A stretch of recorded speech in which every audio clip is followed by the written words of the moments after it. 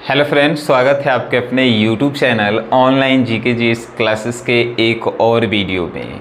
आज की इस वीडियो में हम पढ़ने वाले हैं कर्बक। जो चैप्टर हमने पढ़ाया था उसका ऑब्जेक्टिव भी कराया था, तो आज के इस वीडियो में हम पढ़ेंगे कर्बक चैप्टर के सब्जेक्टिव क्वेश्चन आंसर। और सब्जेक्टिव क्वेश्चन आंसर में हम इतना तक आपको कहते हैं कि इस वीडियो को आपने पूरा देख लिया तो इन सभी के क्वेश्चन आंसर आपके दिमाग में फिट हो जाएंगे। तो थोड़ा सा रिक्वेस्ट है कि थोड़ा आगे तक इस वीडियो को देखिएगा, जिससे आपको मज़ा आना चाहिए, है कि नहीं। चलिए, सबसे पहला ही क्वेश्चन है सर कि कवि ने अपने एक आँख की तुलना दर्पण से क्यों की है। पहले कर्बक में कवि ने अपने आँख की तुलना दर्पण से क्यों की है। बड़ी आसान प्रश्न है, एक आसान आंसर भी है। लिखेंगे हम लोग इसका आंसर कि कवि ने अपने एक आँख की तुलना दर्पण से इसलिए की है कि दर्पण में जो है रूपवान व्यक्ति अपने रूप को देखने आते हैं। उसी प्रकार कवि कहते हैं कि मेरे एक आँख को देखने के लिए मैं इतना बड़ा बन जाऊंगा कविता लिखते लिखते कि मेरे एक आँख को देखने के लिए बड़े बड़े रूपवान व्यक्ति जो हैं मेरे यहाँ आएंगे। ठीक है, कवि ने अपने एक आँख की तुलना दर्पण से इसलिए किए हैं क्योंकि दर्पण में जिस प्रकार लोग अपने रूप को देखने के लिए, बड़े बड़े रूपवान व्यक्ति भी जो है अपने रूप को देखने के लिए दर्पण का उपयोग करते हैं, उसी प्रकार मेरे अंदर एक आँख नहीं होते हुए भी मैं कवि इतना बड़ा कवि बन जाऊंगा कि सभी रूपवान व्यक्ति जो है मुझे देखने आएंगे, और आते भी थे, है कि नहीं। चलिए, नेक्स्ट क्वेश्चन है कि पहले कर्बक में कलंक, कांच और कंचन से क्या तात्पर्य है। यानी कि कलंक, कांच और कंचन जो लिखा गया वर्ड है, इसका मतलब क्या था। तो चलिए इसका आंसर भी हम लोग आसान शब्दों में देंगे। ओपन शब्द में देखिएगा, क्वेश्चन जब आपको मिलेगा तो लिखा रहता है कि कृपया अपने शब्दों में ही उत्तर दें, तो हम अपने शब्द में देंगे, है कि नहीं। अब एकदम हमने के अंग्रेज थोड़ी हैं कि अंग्रेजी लिखा हिंदी लिखेंगे। चलिए, पहले कर्बक में कलंक, कांच और कंचन से यह तात्पर्य है, ऐसे लिखेंगे या ऐसे लिखेंगे कि पहले कर्बक में कलंक, कांच और कंचन का तात्पर्य इस प्रकार है कि कवि कहते हैं कि जिस प्रकार कच्चे सोना को कोयला में जलाया नहीं जाता है, तपाया नहीं जाता है, यहाँ पे कलंक का मतलब कोयला है। ठीक है, तो जिस प्रकार कच्चे सोना को कोयला में तपाया नहीं जाता है, कच्चे सोना को कलंकित नहीं किया जाता है, तब तक वह सोना जो है कांच के समान ही होता है। कांच के यानी कि शीशे के रेट में बिकता है कि नहीं। जब तक सोना को तपाया नहीं जाता है कोयला में, तब तक वह कांच के समान ही रहता है। और जैसे ही सोना को कलंकित किया जाता है, यानी कि कोयला में तपाया जाता है, तब वह सोना असली सोना, कंचन कहने का मतलब असली सोना का रूप धारण करता है और वह सोना जो है मूल्यवान हो जाता है।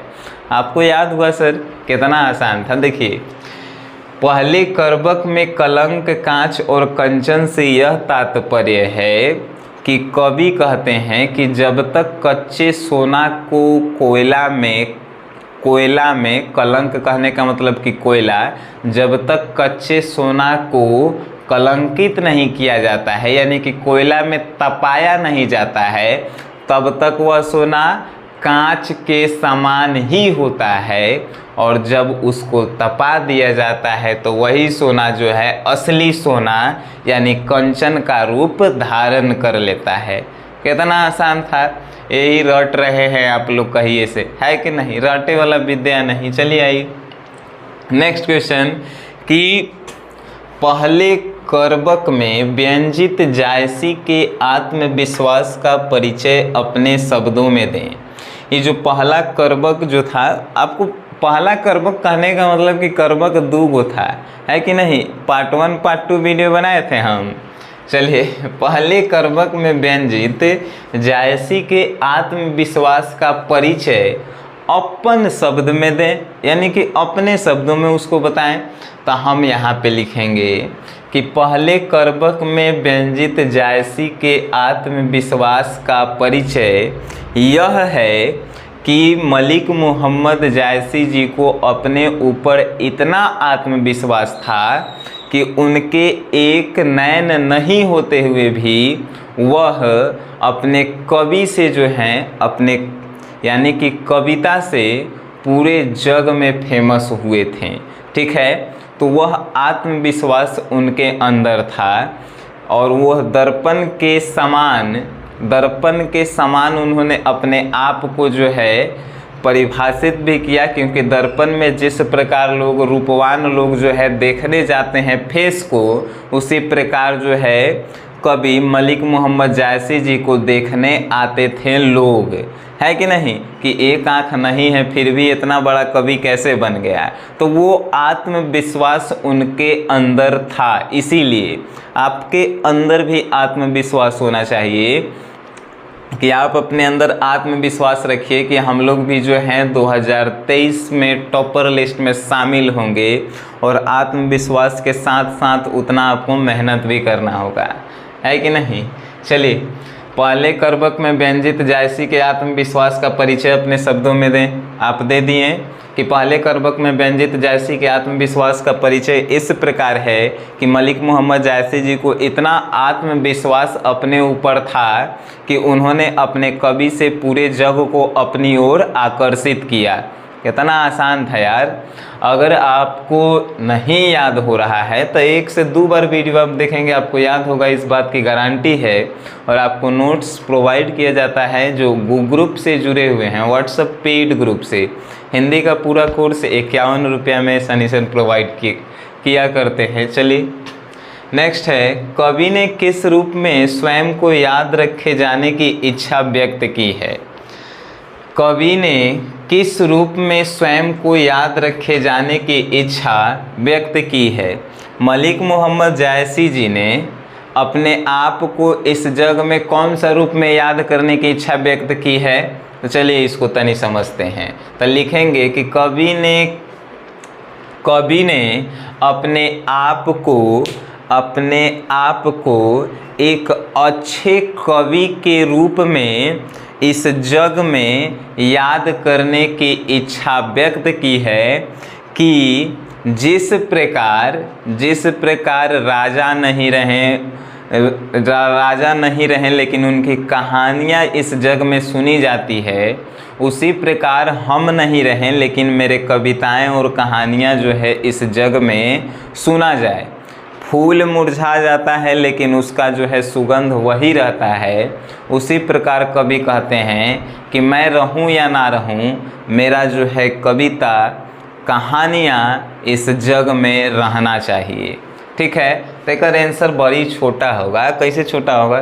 तो कवि ने किस रूप में स्वयं को याद रखे जाने की इच्छा व्यक्त की है। अगर इतना आपसे पूछता है तो इतना का आंसर यही होगा कि कवि ने अपने आप को एक अच्छे कवि के रूप में याद रखे जाने की इच्छा व्यक्त की है।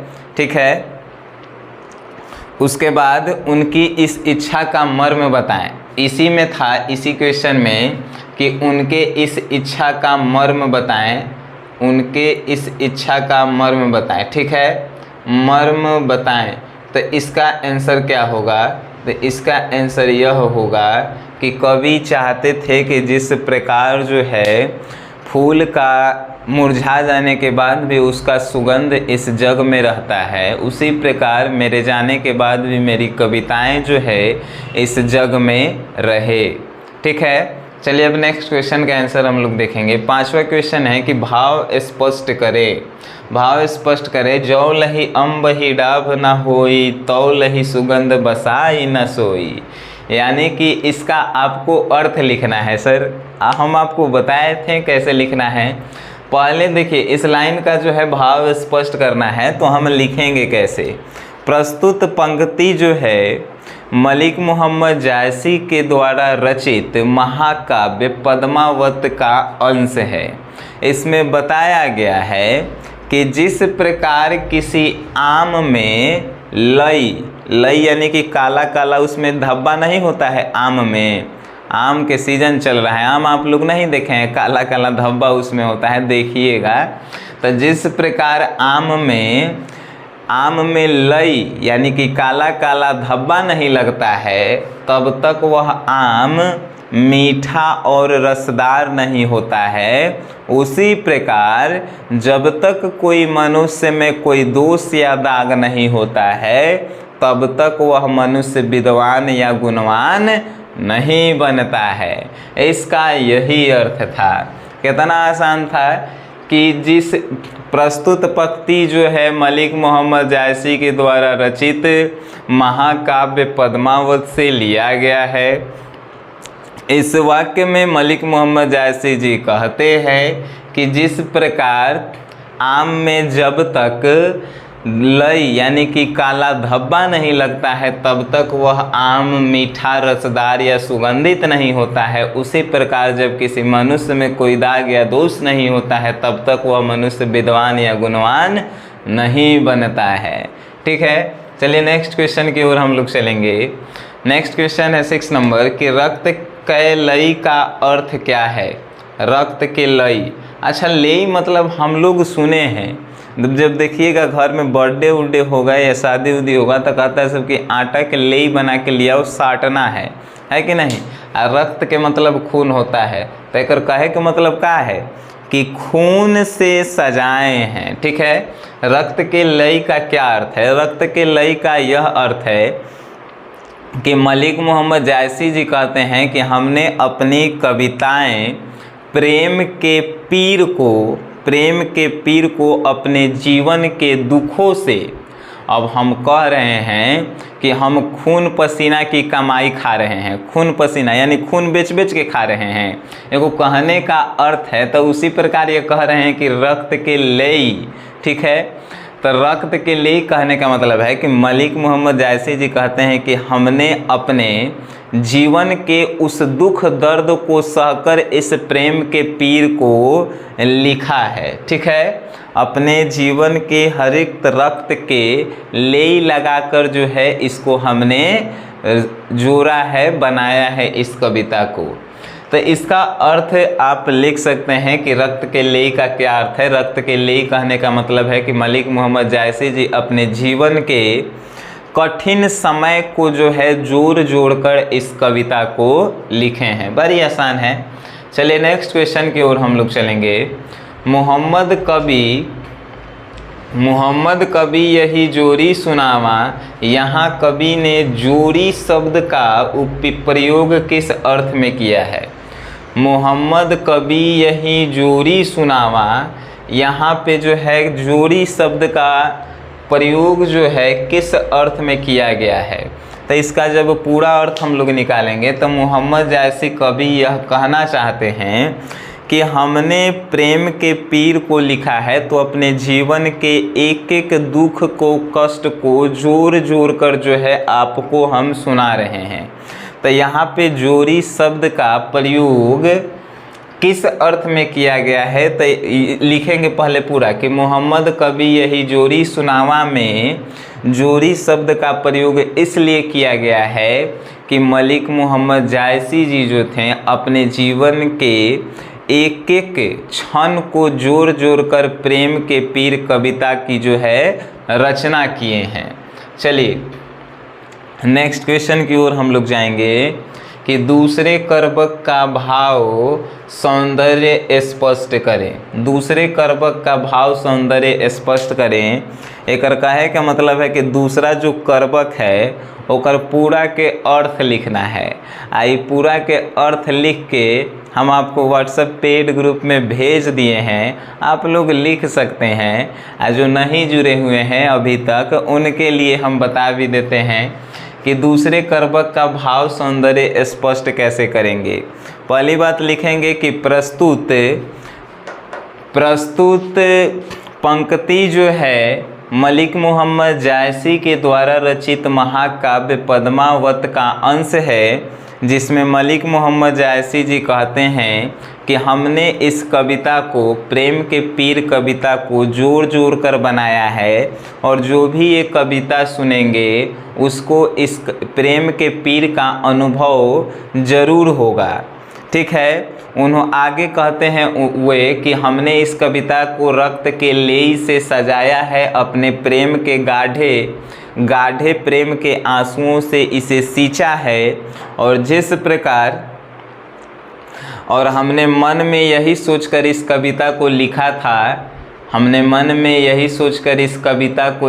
था कि मेरे जाने के बाद भी जो है मेरी कविताएं जो है मुझे इस दुनिया में जिंदा रखेगी।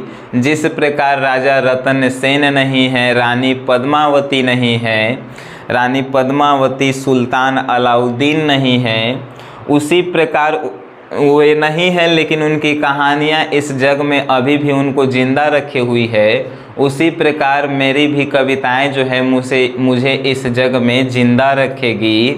और धनवान व्यक्ति वही है जिसको मरने के बाद भी लोग जो हैं इस जग में याद रखे हुए हैं। ठीक है।